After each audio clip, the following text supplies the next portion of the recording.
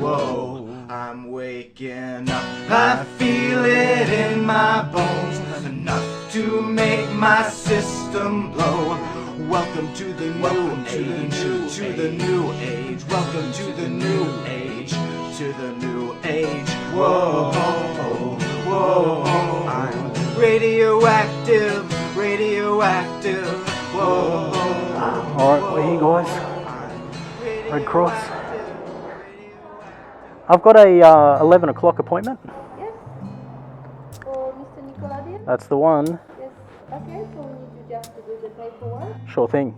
Section B and C, and when you finish, we'll transfer. Great, thanks for that. Just come through here. No worries. Set up. Just take a seat on the couch. I'm just checking out the shot, guys. There we go.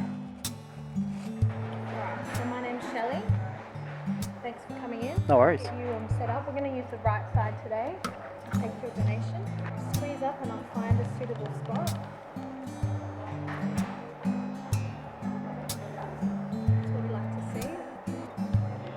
And you can relax. Just to verify I've got the right person, what's your full name and date of birth? AdjrianNickelodeon. So this is skin swab. Just kills any of the bacteria that's in your skin. It's relatively painless to donate blood, so you only have to be brave for about 10 minutes. Yep, no worries. All done. Okay. My biggest tip is don't look. I need to look for my subscribers. They need to see what's going on. Well, I'll do your deal. I'll keep my eyes open and you can close yours. No worries. Okay, let's done deal. Alright guys, so the donation process, you should really allow about an hour to donate to get yourself here to fill out all of the paperwork. The actual donation process only takes about 5-10 minutes, but after you've donated you need to really sit down for about 15 minutes, 20 minutes just to recover. And I've got Shelley here with me and she's doing my blood donation today. Hey Shelley, thanks for that. So alright guys, if you want to become a superhero like me, head on down to the Australian Red Cross Blood Service and donate blood. There it is, that's the needle going in right now. And Shelley is just taping that off to make sure it doesn't rip out of my arm, which would probably be really painful. So we just released the pressure out of the blood pressure cuff. So we've got blood flowing through the tube right now. And I believe that that's a little test vial that they take of the blood. Alright guys, so they've just taken some test vials for my blood. They do a test for HIV/AIDS. They also do a test for hepatitis A, B and Hep C as well. Yep. Oh, it's going already. You know what guys, I didn't even realise that. Okay, so once the needle's in, they've got this little machine over here that will collect the blood donation. So in that bag they collect about 470 mils of blood, and there's about, like 470 mils is about 10% of what we have in our body. We've got about 5 litres of blood in our body. So 10% sounds like it's a lot, but the body is pretty quick to regenerate blood. I'm just going to squeeze this because I'm forgetting to squeeze this while I'm talking to Shelley. Alright guys, so we're at the Red Cross Blood Service donating blood and we're becoming a superhero. So this donation here is going to help about 3 people.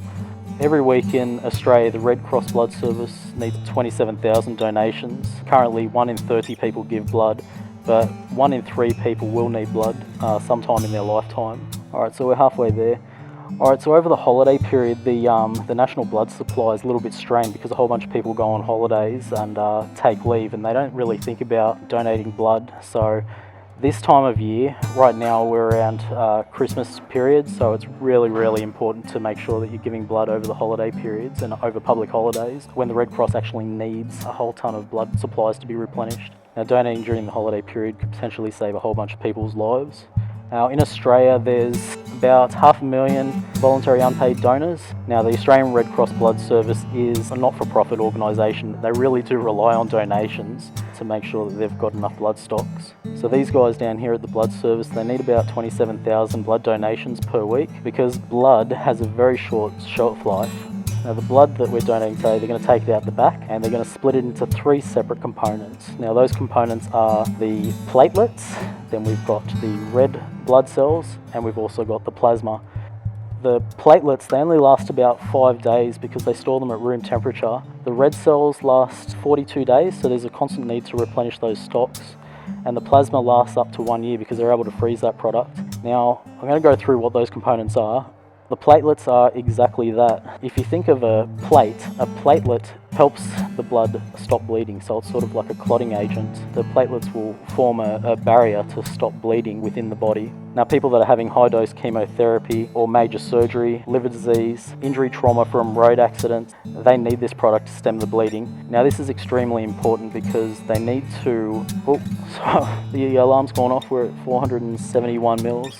All right, so while Shelley finishes off my blood donation and takes all of the needles out, the platelets, it's really important to get those out to patients that need that. Even a small bleed, especially if it's a bleed on the brain, could be life-threatening to a patient. Just a little sting as that comes out. Yeah. That didn't hurt at all, guys. It really didn't. You get used to this after a while. The very first time I donated blood, I was super nervous, but these days it's quite easy, and I head down here every 12 weeks and donate blood. Alright guys, so the bandage stays on for the next 2 to 3 hours. Shelley's just told me no heavy lifting, and make sure I rehydrate and rest up straight after this blood donation. Okay guys, so I need to stay here for about 3 minutes just to make sure I'm okay to get up and walk over to that area over there. And in there, that's where the good stuff is. I'm going to show you guys that in a couple of minutes' time. We're done with our blood donation. Thanks, Shelley. Thank you so much. No worries. Alright guys, so the red blood cells, they account for up to 40% of the volume of our blood, and the red blood cells carry oxygen from the lungs to the rest of our body. Now, the red blood cells, they only last about 5 days because they need to be refrigerated. So this is a product out of the 3 products that they pull out of the blood that needs constant replenishing to ensure that we've got enough for the Australian blood supply. So they use the red cells to treat people with anemia. They also use it to replenish blood in trauma patients from road accidents. So back to platelets. Now, most of the platelet donations are used to treat people that are receiving medical treatment for leukemia, chemotherapy, where the actual medical treatment reduces the ability for the person to develop their own platelets in their blood. Now, these guys that are receiving the blood donation, if their platelets count becomes too low, they can start bleeding, and even a small amount of bleeding can be extremely dangerous, especially if it happens in the brain. Alright guys, so this is pretty much done. I don't know why, but I usually get really nervous when I give blood. So there's a couple of things that you need to do before you give blood. You need to make sure that you have a very substantial meal before you head down here, and make sure you're well hydrated. So I'm donating today. I started drinking a whole bunch of water last night, and I've drunk about 2 litres of water this morning. I also had a bigger than normal breakfast. You need to make sure that you keep your fluid levels up and your energy levels up the day before you donate, and also on the day of donation, and also after we've done this donation. We're about to head into that room over there, and we're going to have a milkshake, we're going to have some Mars bars, some water if we need some water. After the blood donation, you feel a little bit sketchy for about 5-10 minutes, so it's best to rest up. They give you about, well, you can take as long as you want in that room over there. I usually spend about 15 minutes in there until I'm ready to walk out of this place feeling almost 100%. It really doesn't take that much out of you, but you do feel a little bit woozy. If I could say that you get a little bit drunk off this, you sort of do, but only for a couple of minutes after they've finished the donation, and then you come back to normal, so it doesn't really put you out that much. That's probably the best thing to look forward to, donating blood. And the body will replenish its blood supply naturally. And you know what, if I'm not giving this blood donation, it's just going to waste. So I choose to come down here and save people's lives. And with this blood donation, I can save potentially up to 3 people's lives. So become a superhero today, guys. Head down to your local blood donation centre or jump onto their website. There'll also be some details down in the description, which I'll keep updated for you guys, just in case you guys want to head down and donate. Alright, so this is the best part, guys. This is the part where you get to walk from this chair here around that corner into that area there, and sometimes it's a little bit sketchy, sometimes it's not, but Shelley's going to be here. She's going to be taking care of me. She's going to be holding my hand and make sure that nothing happens. So I do feel good. I actually feel a lot better than some of the other times that I've donated. This part here you need to be a little bit careful of, because this is the part where it usually goes a bit sketchy. Just make sure you get up slowly out of the chair, and I'm going to follow Shelley, so just get up. I feel fine. I don't feel too lightheaded, and we'll head over to refreshments. Thanks, Shelley. Alright guys, so Shelley's just brought me into the area where you get some food. Could I grab a vanilla milkshake, please?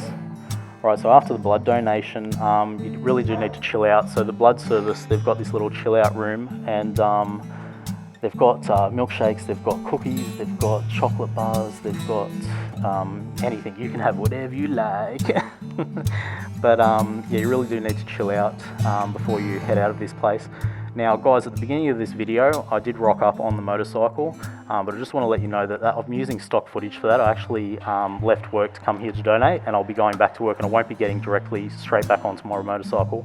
I don't recommend getting back onto a motorcycle. Now, you should be okay to ride a motorcycle, but just for me personally, I need to make sure that I feel 100% when I'm getting on my motorcycle. Thank you so much. What do you want to recommend? Oh. Juice, got snack pack, got yogurt, fruit. Oh, just a snack pack, I think. Yeah, thank you. So with me, I usually don't ride my motorcycle when I'm feeling run down. So if I've got the flu, or if I've got the bad case of the flu, I usually won't ride the motorcycle because, thank you so much. Because as you guys all know, you guys all ride. You need to have 100% concentration on what you're doing to keep yourself safe on the road. So riding your bike right after giving blood, probably not recommended. You will be good to go in about an hour or two from now, and I don't finish work till 5 o'clock, so I don't finish work till 5 o'clock, so I'll have enough time to recover.